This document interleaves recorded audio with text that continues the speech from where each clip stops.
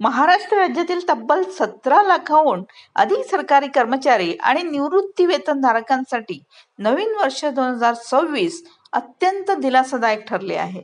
वाढती महागाई, घर खर्च, शिक्षण, आरोग्य आणि दैनंदिन गरजांच्या पार्श्वभूमीवर राज्य सरकारने घेतलेला हा महागाई भत्त्याचा निर्णय कर्मचाऱ्यांसाठी मोठा आर्थिक आधार ठरणारा आहे.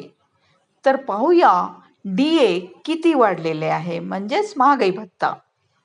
महागाई भत्त्यामध्ये नेमकी किती वाढ झाली ते आता आपण पाहूया.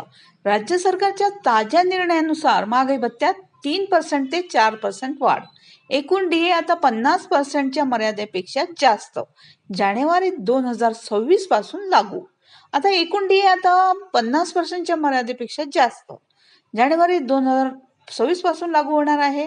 तसेच सरकारी कर्मचारी अधिक निवृत्ती वेतनधारक यांना दोघांनाही लाभ. आता ही वाढ केवळ हा निर्णय निवृत्ती वेतनधारकांसाठीही तितकाच महत्वाचा आहे. वैद्यकीय खर्च, औषधे, दैनंदिन गरजा पाहता DA वाढीमुळे पेन्शनधारकांना मोठा दिलासा मिळणार आहे. थँक्यू.